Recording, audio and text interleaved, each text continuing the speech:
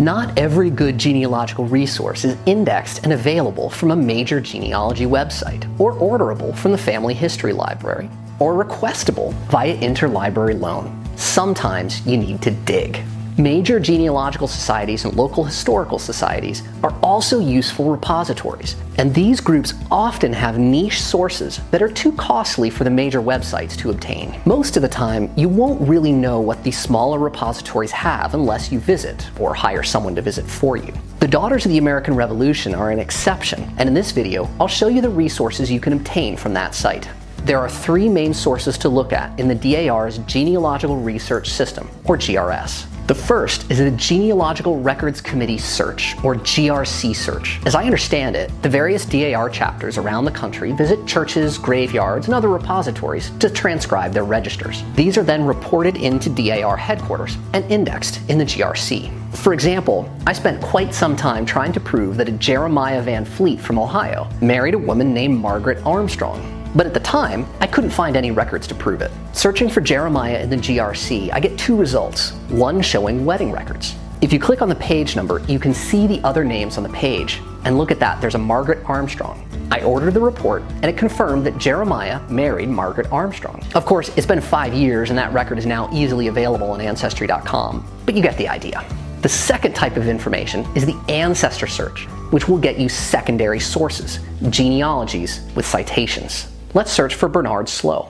My wife's lineage to him is how I got her into the DAR. Start by clicking on this red tree icon. This will bring up a listing of genealogies the DAR has approved. The first item brings up my wife's lineage, starting with her great-grandmother.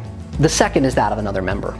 If you find a lineage that matches yours, you can purchase a copy of that application along with any supplemental material used in the application. I've done this, and as part of the purchase, I had to agree not to post these online, so I can't show you much more than the papers in my hand.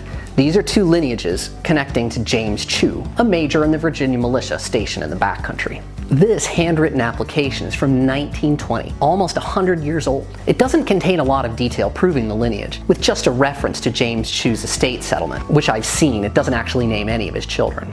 The DAR has tightened its standard of proof over time, so the most recent applications will not only have the most detail, but will be the most reliable. This one from 2009 provides a lot more detail with lots of citations and a detailed written analysis in tiny Greek text writing.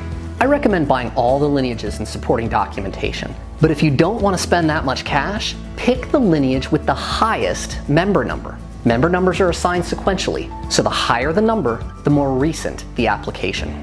And if you're expecting to get your hands on the supplemental documentation, it's really important to note that prior to 1984, the DAR didn't even retain a copy of supporting documentation. So make sure you're ordering a recent application. I hope you enjoyed this 5-minute genealogy video. Please subscribe to my channel and give a thumbs up. If you've got any feedback or suggestions, please leave them in the comments.